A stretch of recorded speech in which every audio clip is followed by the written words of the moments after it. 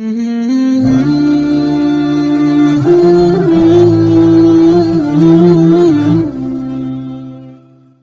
طرح سے ہم نے اوپر تختی نمبر 18 تشدید ما تجدید یعنی کہ جس حرف پر تجدید ہو اور اس کے آگے والے حرف پر بھی تجدید آ جائے تو وہ حرف کس طرح سے پڑھا جاتا ہے، یہ ہم نے یہاں پر بالکل اچھے طریقے سے پڑھ لیا ہے۔ اسی طرح سے نیچے ہمیں تختی نمبر 19 دی گئی ہے، یعنی کہ مد کا بیان۔ اب مد کسے کہتے ہیں؟ مد کہتے ہیں اس طرح کے نشان کو۔ یہاں پر نیچے آپ جو دیکھ رہے ہو یہ مد ہے۔ اب یہاں پر 3 قسم کے مد ہیں، ایک ہے مد متصل اور ایک ہے مد منفصل اور ایک ہے مد لازم، اور یہاں پر نیچے ہمیں اس کی کچھ مثالیں دی گئی ہیں۔ اب بات آتی ہے کہ مد متصل کسے کہا جاتا ہے۔ جب بھی آپ قرآن پاک پڑھ رہے ہوتے ہیں تو آپ کے سامنے کچھ اس طرح کی آیتیں، اس طرح کے الفاظ دیکھنے کو مل جاتے ہیں، تو بعض اوقات ہم پریشان ہو جاتے ہیں کہ بھئی اب اس کو کس طرح سے پڑھا جائے۔ تو چلیے پڑھتے ہیں۔ بسم اللہ الرحمن الرحیم۔ حرف مد کے بعد حمزہ اگر اسی کلمے میں آ جائے تو مد متصل ہوتا ہے، اور مد متصل کی مقدار 3 الف سے 4 الف کھینچ کر پڑھنے کی ہے، جیسے جاء۔ اب یہاں پر آپ دیکھیے یہ جیم کے اوپر زبر ہے اور یہ الف ہے، اور یہاں پر یہ مد لکھا ہوا ہے، تو ہمیں اس کے ہجے اس طرح سے کرنے پڑیں گے۔ جیم الف مد زبر جا، اتنا ہمیں کھینچنا ہے۔ حمزہ زبر جا، تو یہ جا یہ پورا ایک جملہ ہے، اور حرف مد کے بعد حمزہ اسی جملے میں، اسی کلمے میں آ رہا ہے، تو یہاں پر مد متصل ہوگا، اور مد متصل کی مقدار 3 سے 4 الف کھینچ کر پڑھنے کی ہے، جیسے جاء۔ سیئت، سین یا مد زیر سی، حمزہ تا زبر ات، سیئت، یہاں پر بھی مد متصل ہوگا، اس لیے کہ حرف مد کے بعد حمزہ اسی کلمے میں آ رہا ہے۔ سیئت، یہ پورا مکمل کلمہ ہے، پورا مکمل جملہ ہے۔ سوء، سین واو مد پیش سو، حمزہ پیش او، سوء، یہ سوء، یہ بھی پورا ایک کلمہ ہے، اور یہاں حرف مد کے بعد حمزہ اسی کلمے میں آ رہا ہے، تو مد متصل ہوگا۔ مد متصل کو 3 سے 4 الف کی مقدار کھینچ کر پڑھیں گے، جیسے سوء۔ اب یہاں پر ہمیں مد منفصل کی مثالیں دی گئی ہیں۔ جس طرح سے حرف مد کے بعد حمزہ اسی کلمے میں آ جائے تو مد متصل ہوتا ہے، اسی طرح سے حرف مد کے بعد اگر الف اپنے اصلی شکل میں آ جائے، یعنی کہ یہ الف کی اصلی شکل ہے، اور دوسرے کلمے میں آ جائے تو مد منفصل ہوگا۔ مد منفصل کی مقدار 2.5 الف سے 3 الف کھینچ کر پڑھنے کی ہے، جیسے فی امرنا، فی یہ پہلا کلمہ ہے، امرنا یہ دوسرا کلمہ ہے۔ حرف مد کے بعد الف اپنے اصل شکل میں آ رہا ہے اور دوسرے کلمے میں آ رہا ہے، تو مد منفصل ہوگا، اور مد منفصل کی مقدار 2 الف سے 2.5 الف کھینچ کر پڑھنے کی ہے، جیسے فا یا مد زیر فی، حمزہ میم زبر ام، فی ام، را زیر ری، فی امری، نون الف زبر نا، فی امرنا، لا الہ، لام الف مد زبر لا، حمزہ زیر ای، لا ای، لام کھڑا زبر لا، لا الہ، ہا زبر ہ، لا الہ۔ یہاں پر بھی یہ لا یہ پہلا کلمہ ہے اور اس کے اوپر مد آ رہا ہے، الہ یہ دوسرا کلمہ ہے، اور اس دوسرے کلمے میں یہ الف اپنے اصلی شکل میں آ رہا ہے، تو یہاں پر بھی مد منفصل ہوگا، اور مد منفصل کی مقدار 2 الف سے 2.5 الف کھینچ کر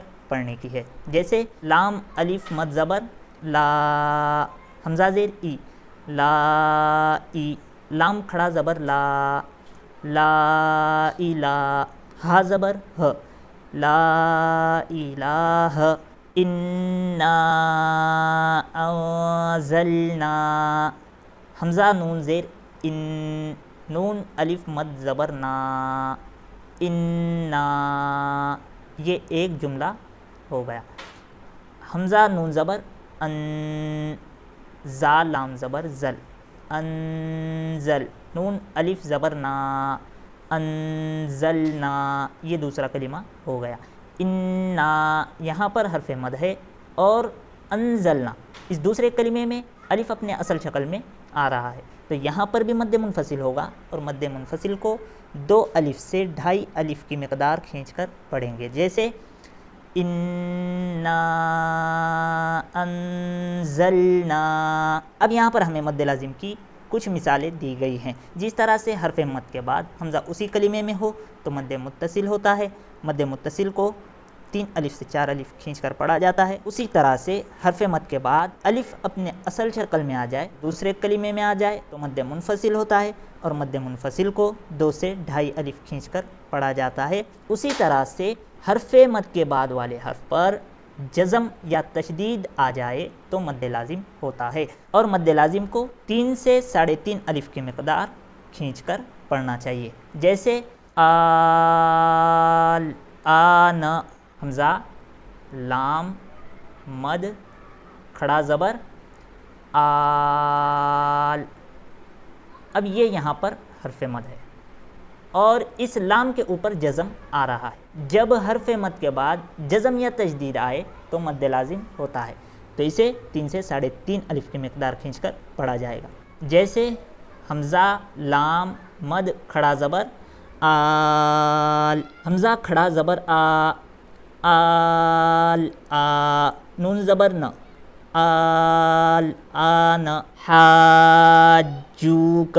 اب یہاں پر حرف مد آ رہا ہے اور اس کے اگلا والا حرف جو جیم ہے اس کے اوپر یہ تجدید آ رہی ہے یعنی کہ اس طرح کا نشان آ رہا ہے تو ہمیں اس تجدید والے حرف کو پچھلے والے حرف سے ملا کر پڑھنا ہے. ایک تو ہمیں اس جیم کو پچھلے والے حرف سے ملا کر پڑھنا ہے تاکہ اس کے اوپر تجدید ہے اور دوسری یہ بات ذہن میں رکھنا ہے کہ یہاں پر مد لازم بھی ہو رہا ہے تو اسے 3 سے 3.5 الف کی مقدار کھینچ کر بھی پڑھا جائے گا. جیسے ہا الف جیم مد زبر حاج. جیم واو پیش جو حاجو. کاف زبر ک حاجوک. والصافات. واو صاد زبر وص. صاد فا مد کھڑا زبر صاف. فا کھڑا زبر فا. والصافا. تا زیر تی والصافاتی.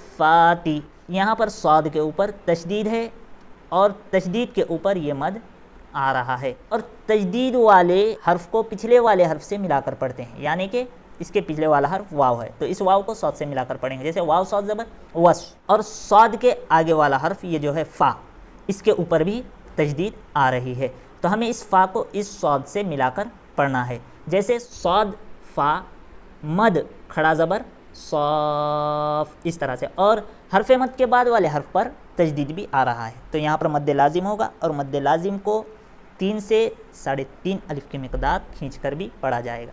جیسے واو صاد زبر وس.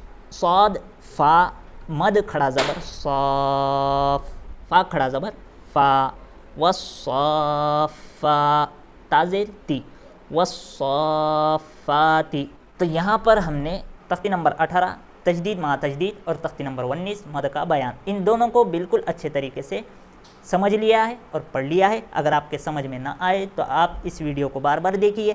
اگر پھر بھی نہ سمجھ میں آئے تو آپ ہمیں کمنٹ باکس کے اندر لکھ کر بتا سکتے ہیں کہ آپ کو کیا چیز سمجھ میں آئی ہے کیا نہیں آئی ہے. اور زیادہ سے زیادہ اس ویڈیو کو لائک کیجئے شیئر کیجئے اور ہمارے چینل کو سبسکرائب کیجئے تاکہ یہ ویڈیو ان بندوں تک پہنچ سکے جو بندے اپنے کاروبار کی وجہ سے اپنے اخراجات کی وجہ سے مدرسہ یا مسجد جا کر قرآن پاک نہیں سیکھ سکتے. وہ اپنے خالی اوقات میں اپنے گھر بیٹھ کر بالکل اچھے طریقے سے بالکل آسانی کے ساتھ قرآن پاک پڑھنا سیکھ سکے. تو چلیے ملتے ہیں اگلے ویڈیو میں. جب تک کے لیے السلام علیکم.